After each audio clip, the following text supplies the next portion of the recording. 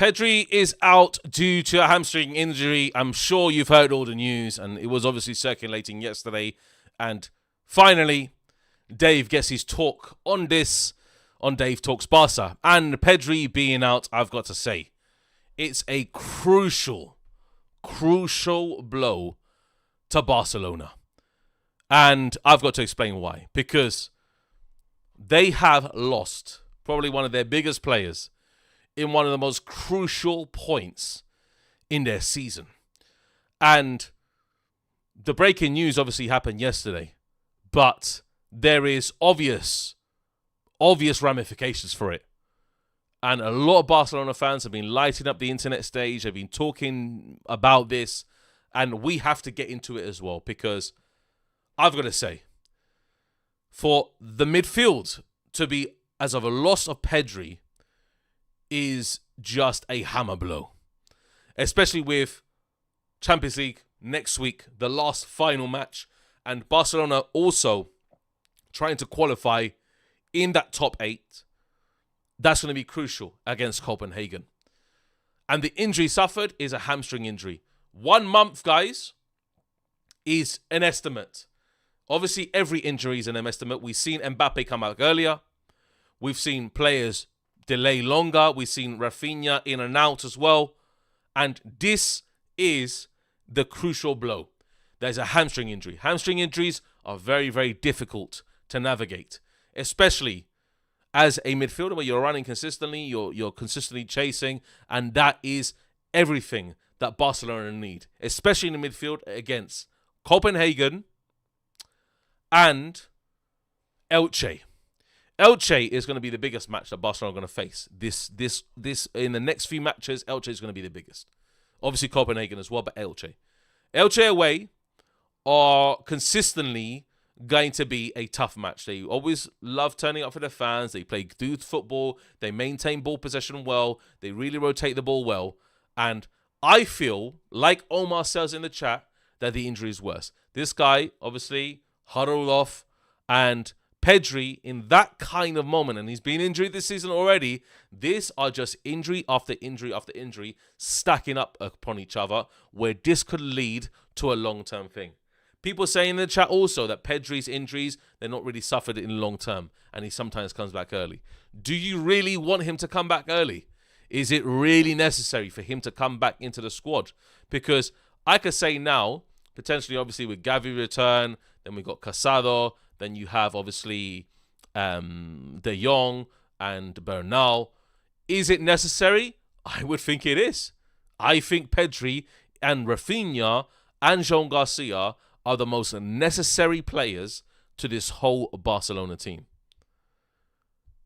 And Apuva says in the chat, absolutely, and Apuva is obviously a mod on the other channel, so I'm going to make him mod on this one as well. Pedri has to come back 100% fit. Not 97, not 98, not 99, 100% fit. For Barcelona to have the best version of Pedri. We've seen injuries and long-term injuries affecting players currently in the squad. Never mind in a long term. Yamal, his injury, that's obviously a chronic situation.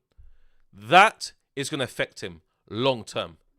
Because the timing of it, I tell you what, with Pedri and Yamal and Rafinha just coming back pretty much, look, from injury, let's just call it as it is. Before Rafinha was injured, Barcelona were horrific as a team at times. When he's come back, Barcelona had that run. They had great form. They started winning games. They pulled that great winning streak together. Pedri's obviously along with that. And now that he's out, that is a huge situation for Barcelona they need to overcome. Who will replace Pedri? Guys, who replaces him in the squad? No one. That's the whole big thing about it. No one replaces Pedri. There's not one player in that Barcelona team that has the same technical level that Pedri has, especially in that midfield. No one near. There's no one. Pedri is a player that can pick up the ball from anywhere in the pitch, drive through the midfield, dribble past a few players, open up the space, chase people down. He's an all-round midfield. That's what Pedri is. And no one has that ability.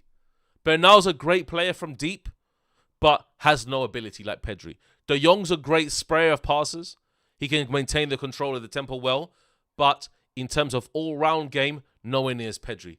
Gavi, I've never rated Gavi, unfortunately. I'm sorry to say, I've never rated him. He's nowhere near as Pedri. Olmo, he's an attack-minded midfielder. Nowhere near as Pedri. Fermin Lopez also can play in the wings, can play in midfield, but nowhere near as Pedri. There is no one near. So, Frankie, like Apuva says in the chat, needs to up his game completely. Because this month coming up, when Pedri's out, Lord oh Lord, do they need Frankie on his best game? Frankie de Jong needs to be on his absolute best game. If he's not, that could be curtains for Barcelona this season. I'm telling you right now, 1 point Real Madrid. And as a Real Madrid fan, I don't like to go too much into the extent of it because this is a Barcelona channel.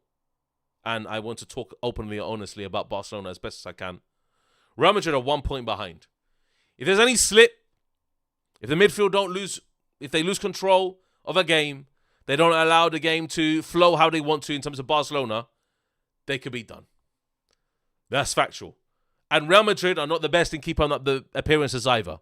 They're horrible in matches, in consecutive matches. They maybe cannot play in terms of their regime. But Barcelona, they need Pedri. The tactical consequences for dismissing is huge. I'm going to tell you right now, Barcelona won't hold the ball as well. That's the first thing. Barcelona are not going to have their chaser in midfield, people who hunt down players who are in control of the possession, control of the ball at a specific time. Pedri runs around like an absolute maniac at time. His intensity levels are always here. He's turning on the spot. The way that he can glide past players, they don't have anyone in the squad that can do that. And I don't think Oviedo are going to give him a tough game, Omar. I'm going to be honest. I don't think they're going to give him a tough game. My match preview for that is going to be tomorrow on this channel. I don't think they're going to give him a tough game. But Pedri, I tell you what, he needs to come back sooner than later. But will they risk bringing him back not a full strength Pedri? I don't think so. Yeah? And people forget that we still haven't got Gavi back, our second best midfielder. That's what Remontada says. And it's true as well. So if eventually Gavi comes back, the talks of him potentially returning to the squad as well, that's obviously in the mist. Nobody knows when that is properly. So I think Barcelona, in some extent, I don't think they're finished, Sudianto. I don't think they're finished. I think what they are is they'll be lacking that extra bit in midfield. A player that's going to drive through the heart of the midfield and lace passes out to Pedri and to Rafinha on the wings. That's what Pedri does usually. And that pass that he gave to Lewandowski Super Cup. People with that vision is sorely missed in the team. Sorely missed. So it is an eventual showing where Pedri may be missing certain matches. That Elche game, definitely that. Copenhagen, definitely that. Is he going to be back for the playoffs? That's another question. If Barcelona reach the playoffs, will he be back then by then? Because that's in February.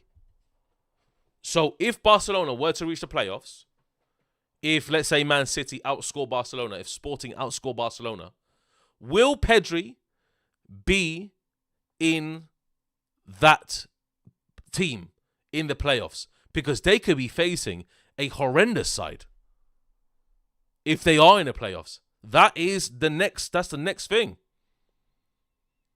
But round of 16s, yeah, he will be back. So Omar talks football 1996. I'm now. Yeah, potentially, mate. Potentially. Who knows, man? Who knows? There's something about Pedri that I really like as a footballer. I've always rated Pedri. I've always rated him, but some matches, obviously, I look, his expectations levels are here. Like, sometimes he just plays here. And he does the basics well, but sometimes he's not his progressive self. So it's crazy, mate. It's crazy. Who knows, man? Who knows, yeah? And, like, Pedri, who would you replace him with, guys, yeah? Who would you currently replace Pedri with? Who knows? Yeah? And that is obviously in the question of Hansi Flick, because Hansi Flick would need to know what's happening there, you know? He would definitely need to know. yeah, because there's always going to be certain players, yeah, that will not stand the test of time, and that's facts, yeah.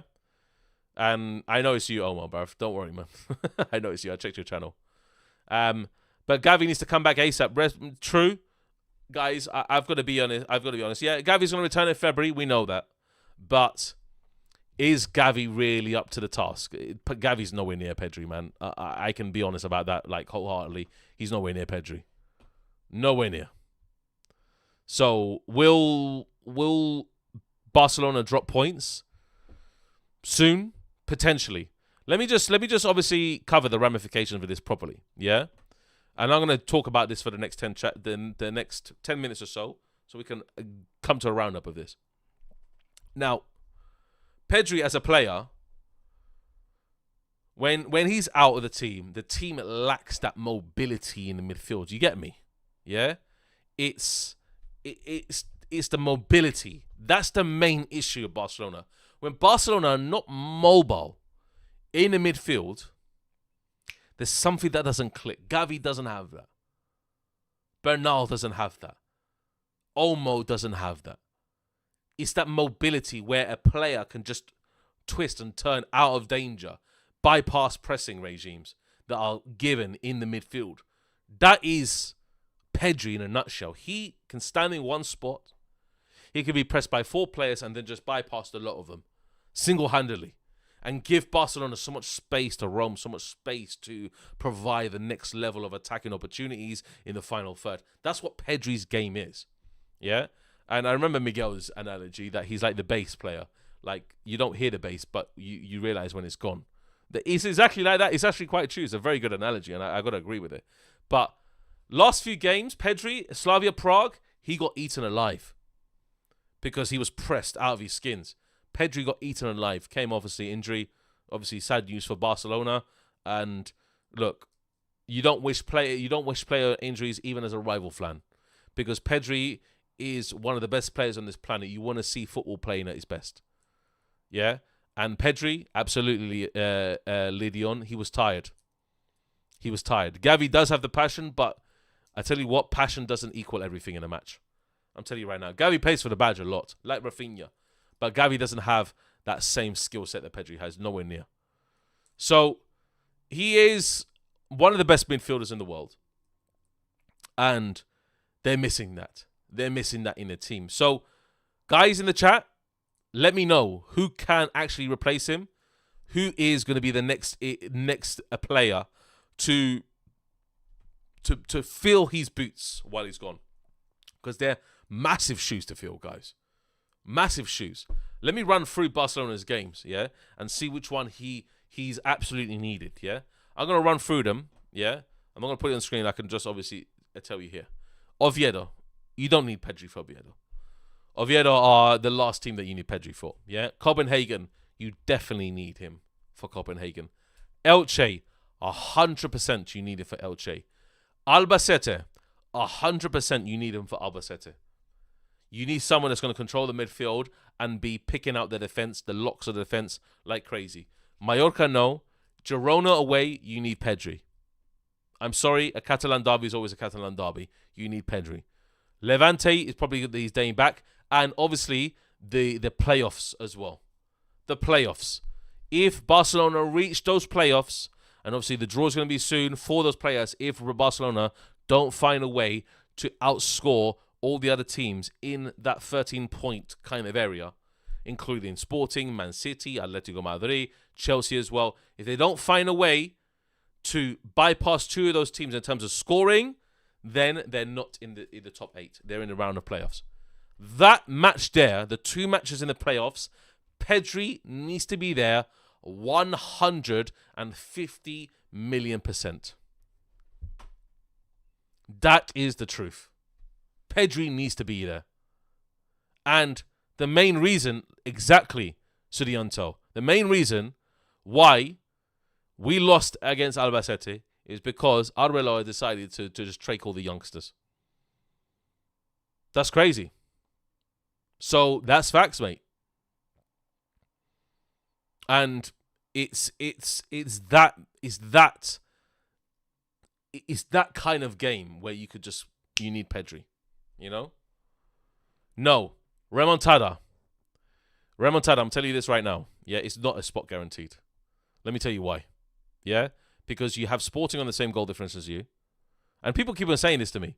Sporting on the same goal difference. Man City could easily outscore you in terms of their match against Galatasaray. And Atletico, I tell you what, Atletico Madrid, they have Bodo Glimt at home. They could easily pound Bodo Glimt. That's facts. So you need Pedri in that Copenhagen game. You need him to be dictating that midfield and getting the goals for you, assists, even key passes in certain areas. He needs to be there. You know? That's facts, mate. Chelsea plays Napoli. Chelsea can beat Napoli, guys. People think that Napoli is a great team. Chelsea play in the Premier League, may I remind you. Yeah? Their pace and the tempo of the game is superficial, mate, to Italy's game. Chelsea will beat Napoli. Yeah? That's facts. So but people keep on arguing with me about this, yeah? But people trying to find a way to discourage. I think Barcelona will reach top 8, but there's always a chance that they can always get in the playoffs as well. Yeah? It doesn't matter about Napoli. Napoli must win, but Chelsea's pace, tempo of the game will definitely outrun Napoli. I've got to say this right now. Yeah? It's facts, mate. People can argue with me to the cows come home, mate, but I would not budge on it. Like, there's a lot of teams in there that can really make an impact, yeah? And I can round it up with this. I can show you, mate. I can show you guys, yeah, about this. Yeah? Sporting, Man City, Atletico Madrid. Atalanta, they're not going to outdo Barcelona's goal scoring. Atletico Madrid, Man City, Sporting, Chelsea. All those teams. That's it. Simple. Yeah? You need to outscore all those teams that have that. And Man City are just one goal behind Barcelona. One goal with a greater goals against than you. So you have to see that. You have to see that. And we understand also that Barcelona, if people don't believe that Barcelona need Pedri against Copenhagen, you're surely mistaken. Copenhagen plays some good football as well. Yeah? I think Barcelona will reach top 8. I definitely think Barcelona will reach top 8. But there's always an eventuality that Barcelona won't reach the top 8. You can outscore the goal. You can score one goal against Copenhagen, 2-0 maybe, and then Man City will beat Galatasaray, I don't know, 4-1 or something. You know? Those kind of instances. Who knows, mate? Who knows? You won't fall apart against Copenhagen. I know that for a fact, but you definitely need him for that match. If you want to score really good goals, then you have to have him. Like Yamal and Rafinha can do the job. I definitely know that Yamal and Rafinha can do the job. But let me just give my final thoughts here on Pedri. Yeah, with so it's all about fixture congestion as well. Yeah, because you got Copa del Rey, you got Champions League, you got La Liga. Yeah, and then potentially if you do reach the playoffs, you have the playoffs as well. Yeah, so that's Champions League included. The games are going to stack up this month. February is one of the highest played months of football in a calendar year. Yeah, and that is a chance, obviously, for Pedri to rest up. But will he be back fighting fit? Who knows? You have Albacete, Mallorca, Girona, Levante, Villarreal. So and then obviously in between that maybe playoffs. Obviously before that as well. If you're looking at Sunday as well, just counting into the whole week itself, Elche as well. It's one of the highest played calendar months. So he needs to understand if you can actually get someone to fill in the boots of Pedri, then so be it. But De Jong, Casado, who knows, man? Who knows what Barcelona would do, you know? Fermin Lopez, I know about Fermin Lopez, mate. Fermin Lopez is always going to be... like Fermin Lopez, if I'm looking at Barcelona, he's the 10. He's always the 10. It's just about the two midfielders behind them. Casado, De Jong. Bernal, De Jong. De Jong, Casado. Who knows, mate? I don't even know. What will Hansi Flick do? Gavi returns, De Jong, Gavi. I think that makes more sense, to be honest. De Jong, Gavi, with Gavi returns in February, is De Jong, Gavi, you know? Or Eric Garcia as defensive midfielder, like Apuva says. Correct. Eric Garcia is defensive midfielder, then you can put Gerard Martin, and you can put Kabasi in the back. There's a lot of different things that you can do, and I actually got to give credit to Hansi Flick because he's found a position for a lot of these players. Eric Garcia, to put him in midfield as well, to put him in defensive midfielder. Great move, because then you can obviously have options as well in defense. to put obviously out. Obviously, you can put Gerard Martin there. You can factor a lot of players. So Barcelona, they do have a lot of work. Obviously, without Pedri, I don't think it's a foregone conclusion. But you are a singular point behind Real Madrid, and that is always going to be a factor in, you know. So Eric is a very versatile player. Eric Garcia is super versatile. Centre back, right back, DM, super versatile. Very versatile player. Very much similar to like a John O'Shea, you know, like super versatile player. But honestly, guys, what do you make of it, guys? What do you make of the whole thing? Make sure, obviously, you like this video, obviously. And yeah, we'll keep an eye on, obviously, tomorrow's match, Real Madrid Villarreal, which will be on YouTube. I've managed to fix my live stream, you guys, yeah? I have not frozen during my live streams. Hooray, guys. For the first time in literally a week, I have not frozen once, guys. Wins in the chat for Dave's technical ability on not freezing, yeah? The win of a fix, yeah? Wins in the chat, guys, yeah? Because I have not frozen once, yeah? I fixed my camera thing. I'm going to get a new cable just in case tomorrow as well. So everything's fine. I've got my second mic because on my third channel, Dave and Aaron Talks Football, I will be covering also just after the Barcelona game, the Man United Arsenal game. So I got my second mic ready and we're ready to do this, guys. Yeah, we're ready to properly go in, mate. Go in 2026. But guys, take care. Adios, yeah. And we will see you guys, yeah. Dave Talks Tech. Guys, you never know. Dave Talks Tech, mate. You never know, bro. I'm a huge tech fan. I've got everything, mate. I can teach people how to start YouTube channels if you want. Maybe that's a good one. But guys, anyway, thank you much for obviously joining the chat. Make sure you share this channel with all your Barcelona friends. If you are a Barcelona fan, if you're a Real Madrid fan, then yeah, we're still 1 point behind. But guys, take care, adios, and we'll see you next time. Bye-bye, people. Good night. Enjoy your night. And enjoy Chaos later. I won't be on Chaos, unfortunately. But